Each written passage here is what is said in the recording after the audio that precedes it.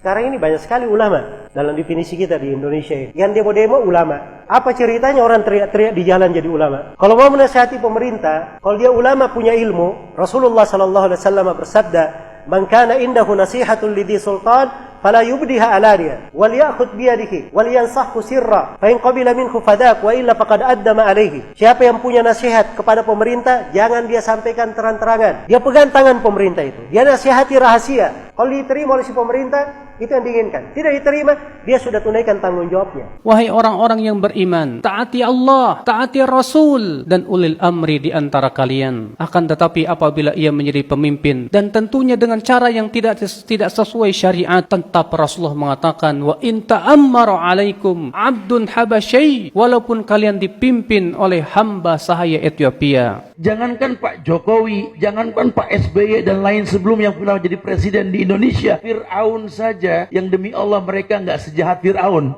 Fir'aun saja diperintahkan Nabi Musa dengan Harun, idhaba ila Fir'aun innahu togo, faqula lahu qawlan layyina. Yang gak boleh anak laki lahir main potong aja. Fir'aun lebih dari Rohingya loh. Suruh datang ke Fir'aun, katakan perkataan yang lembut. Idza ra'aita rajulan yasubbul hakim fa'lam annahu sahibu hawa. Kalau engkau melihat ada orang yang mencela pemimpinnya, menjelek-jelekan pemimpinnya, ketahuilah kalau dia itu pengikut hawa nafsunya. Dan tanyakan kepada dia, apa setiap kali engkau mencela pemimpinmu kau dapat pahala? Dapat pahala enggak kalau kita menjelekkan pemimpin kita? Kalau dapat pahala kita cela, enggak dapat pahala.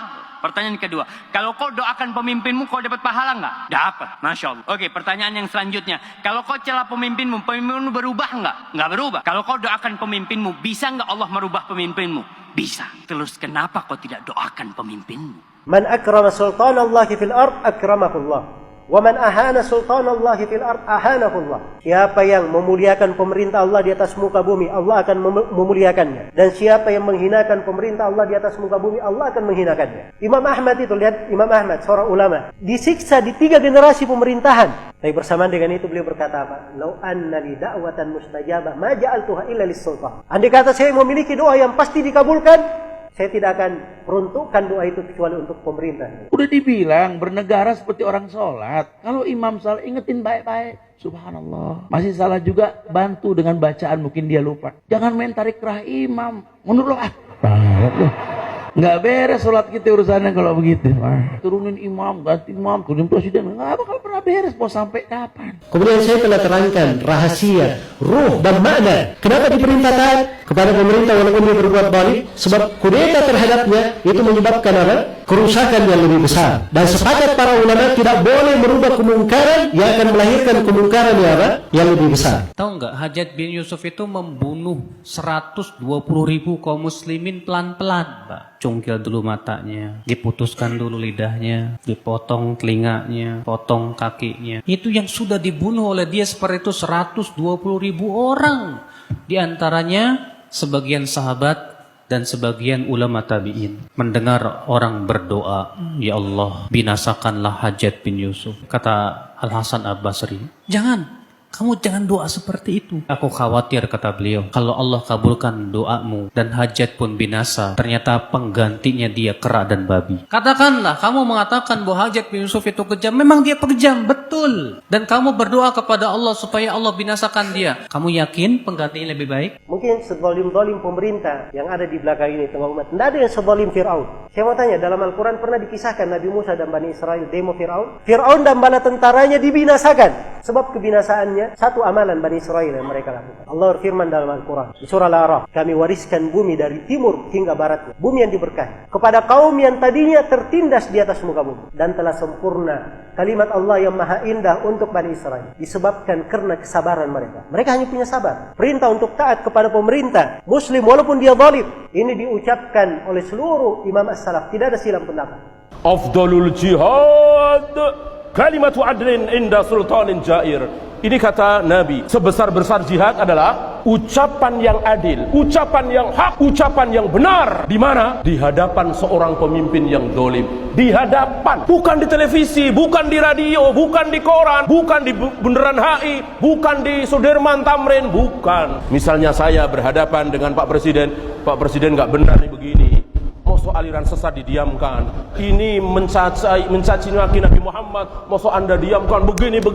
Saya berdua dengan presiden, bukan di televisi, bukan di radio, di mimbar nggak boleh, di jalanan apalagi. Itu cara Yahudi. Tentu teman-teman sekalian yang menasihati pemimpin, orang yang bisa sampai suaranya ke pemimpin itu. Kalau antum mau nasihatin seseorang, cari misalnya seorang pemimpin perusahaan. Contoh saja dulu, kita cari siapa pegawai perusahaannya yang bisa menyampaikan kata-kata itu. Atau siapa kira-kira orang yang bisa sampai suaranya. Kecuali kalau kita memang langsung didengar, alhamdulillah. Pemimpin ini mendengarkan aspirasinya atau penyampaian dan keluhannya masyarakat, baguslah, gitu kan. Nggak ada masalah. Tapi kalau tidak, maka cukup dengan doa. Kita doakan saja.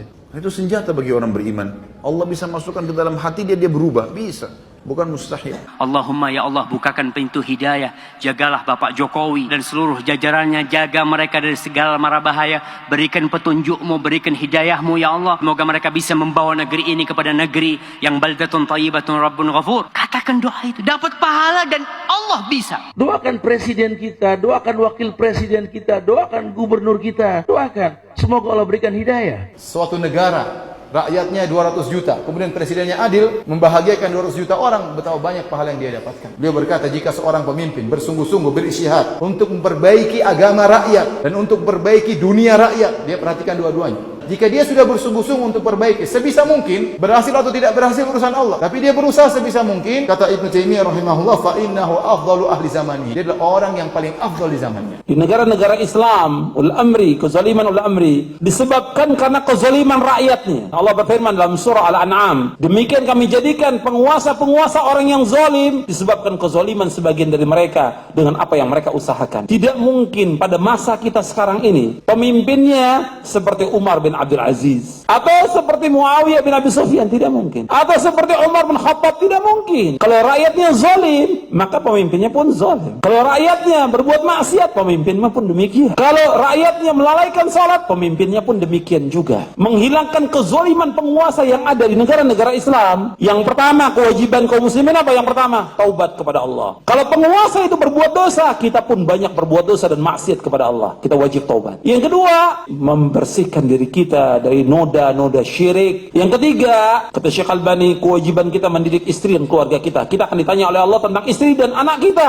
Kita umat Islam tidak akan ditanya oleh Allah siapa pemimpin kita, tapi kita akan ditanya bagaimana kamu mengurus istri dan anak kamu. Sebab Nabi bersabda, setiap kamu adalah pemimpin dan setiap kamu akan ditanya tentang pimpinannya.